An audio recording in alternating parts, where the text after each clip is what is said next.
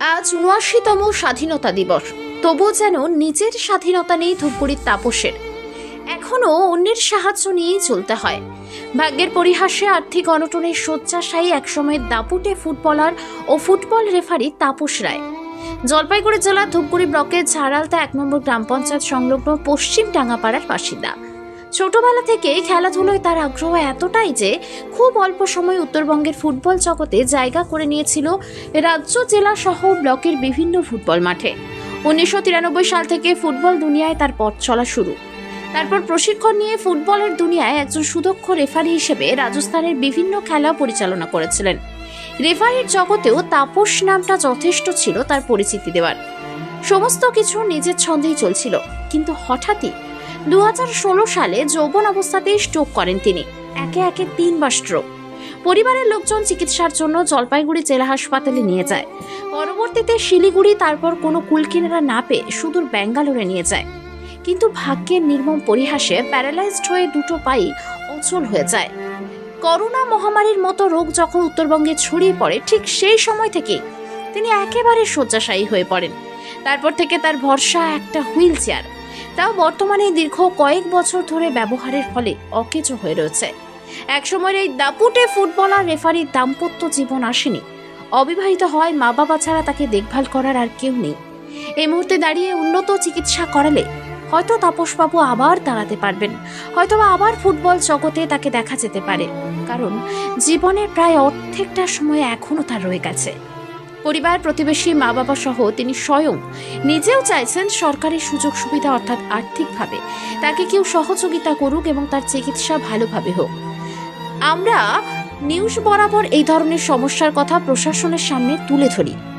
আমরাও চাই স্থানীয় প্রধান পঞ্চায়েত থেকে শুরু করে বিভিন্ন বিধায়ক কিংবা কোনো স্বেচ্ছাসেবী সংগঠন এগিয়ে আসুক এই তাপসবাবুর উন্নত চিকিৎসার জন্য আর্থিক সহায়তা করতে। স্কুল জীবন থেকেই ফুটবল, তারপরে রাজ্য স্তরে রেফারি, খুব স্বল্প সময়ে একাধিক পুরস্কার, মেডেল, শংসাপত্র, সম্মান তার বাড়িতে একটা সময় সাজানো ছিল। কিন্তু বর্তমানে প্রত্যেকদিন নিজের এই দুরবস্থা দেখে সমস্ত কিছুই পুড়িয়ে ফেলেছেন তিনি। পরিবার ও প্রতিবেশীদের অভিযোগ, উন্নত চিকিৎসার জন্য বহুবার লিখিতভাবে গ্রাম পঞ্চায়েত থেকে বিধায়ককে জানানো হলেও কোনোরূপ সাহায্য করেনি, যদিও এর পেছনে রাজনীতি রয়েছে বলে দাবি। কারণ তাপসবাবু শুরু থেকে বামফ্রন্ট সমর্থক। স্কুল কলেজ জীবনে বামফ্রন্টের দলীয় উচ্চ পদে ছিলেন, কিন্তু বর্তমান শাসক দলের কোনোরূপ সাহায্য তিনি পাননি। বলছি দাদা, আপনার নাম? তাপস রায়। বলছিলাম এই কতদিন ধরে এই সমস্যা? এটা তো ২০০৬ থেকে প্রথম স্ট্রোকটা, ৬ স্ট্রোক, সেকেন্ড স্ট্রোক ১২তে, থার্ড স্ট্রোক হচ্ছে ২০২১। বুঝলেন, আপনি তো একজন খেলোয়াড় ছিলেন, প্লাস রেফারি ছিলেন, কেউ কি পাশে এসে দাঁড়িয়েছিল? কেউ নেই, কেউ কি কেন দাঁড়ানো, কি মনে হচ্ছে আপনার? এখন ওরাই জানে কেন আসছে না, খবর দিয়েও আসে না।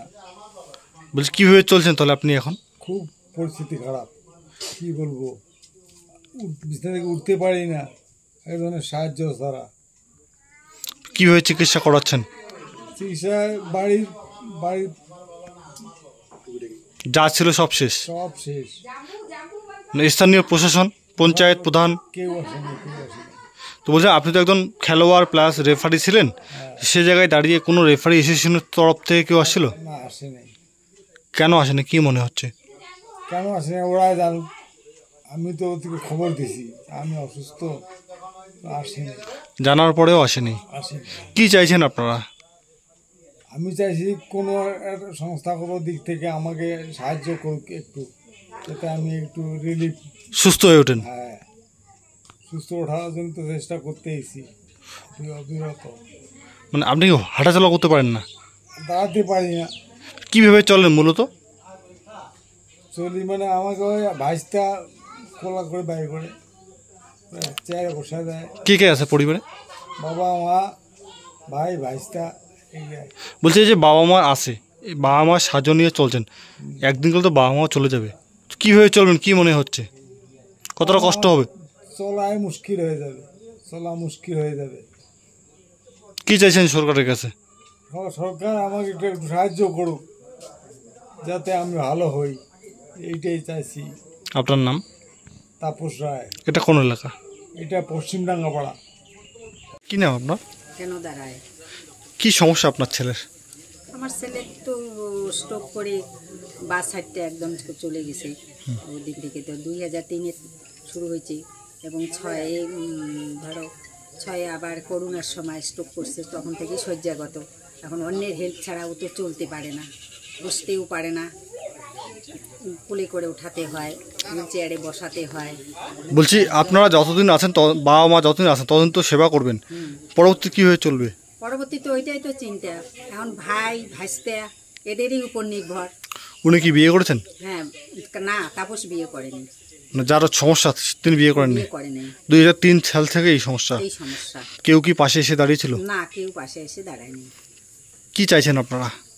আমরা চাইছি যে সরকারের থেকে কিছু সাহায্য করলে পরে খুব ভালোই হয়। কারণ বিধায়ক আছে, এদিকে পঞ্চায়েত সমিতি আছে, পঞ্চায়েত আছে, জেলা পরিষদ আছে, জেলা পরিষদ আছে, তারা যদি আমাদের সহযোগিতা একটু করে তাহলে খুবই উপকৃত হব। বলছি এই যে আপনার চোখের সামনে আপনার ছেলে এইভাবে পড়ে রয়েছে, মানে একজন ভালো খেলোয়াড় প্লাস রেফারি, হ্যাঁ, কিভাবে দেখছেন আপনি?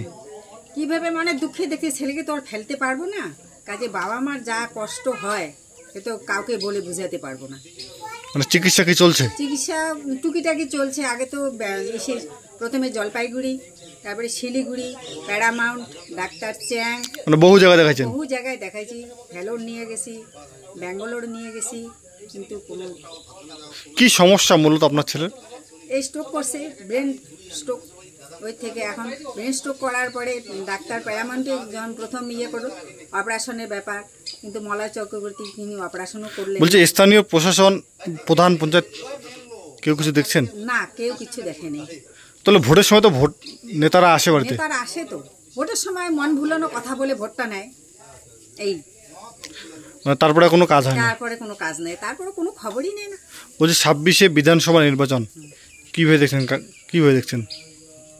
কিভাবে দেখবো, এখন আসলে পরে ওদেরকে এখন ভোটটা তো দিতে হবে, জনসাধারণ স্বীকৃতি যাকে দিতেই তো হবে, এইটাই। আপনার নাম? জ্ঞানদা রায়। আপনার ছেলের নাম? তাপস রায়। কোন জায়গা এটা? পশ্চিম ডাঙ্গাপাড়া। আপনার নাম?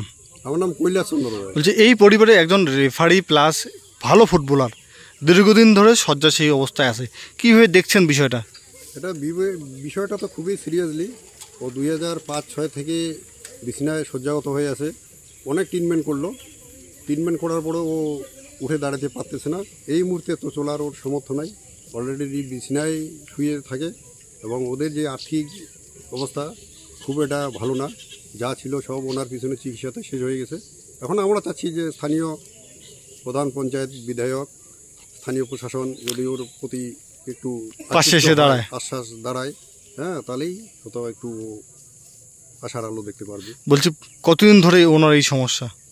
প্রায় 2006 থেকে ধরলে প্রায় 18-19 বছর হয়ে গেল। তো এতদিন থেকে এলাকার পঞ্চায়েত প্রধান তো ভোটের জন্য বাড়িতে আসে, সে তো ভোটের সময় অনেক প্রতিশ্রুতি দিয়ে যায়, ভোট বিডেলে শেষ সব কোনো প্রতিশ্রুতি রাখে না। প্রতিশ্রুতি রাখে না। বলছি উনি কি বিয়ে করেছেন? না, উনি বিয়ে করতে পারে নাই, উনি সিঙ্গেল আছে। ওই পরিবারে মা বাবা ভাই। তো বলছি এখন তো মা বাবা রয়েছে, যেদিন একদিন করে তো যেতেই হবে মা বাবাকে, হ্যাঁ, সবাই কি না কিভাবে থাকবেন তিনি? এখন সেটা একটু ব্যাকুল চিন্তায় আমরাও আছি যে মা বাবা আজকে আছে, দুদিন পরে মা বাবা চলে গেলে কে একটু ধরবে, কে একটু খাওয়াবে, সবই তো চিন্তার বিষয়। কি চাইছেন সরকারের কাছে? সরকারের চাইছি যদি কিছু আর্থিক অনুদান পায় এবং ট্রিটমেন্টের জন্য কিছু পায়, কিংবা ভাতাটা একটু বৃদ্ধি হয় ওর। কি করতেন উনি? উনি আগে ফুটবলার ছিলেন, বেস্ট অফ ফুটবলার ছিলেন, প্রতি মাঠে ফুটবল খেলতো। তারপরে রেফারি ইউনিয়নে পরীক্ষা দিয়ে ভালো রেফারি হয়েছে। অ্যাসোসিয়েশন থেকে কেউ আসলো? থেকে কি জানি কিছু আসে নাই মনে হয়, ও আসে খবর করে চলে যায় মাত্রই। আপনার নাম? আমার নাম কৈলাস চন্দ্র রায়। কোন এলাকা এটা? এটা ঝাড়ালদা 1, পশ্চিম ডাঙ্গাপাড়া মৌজা।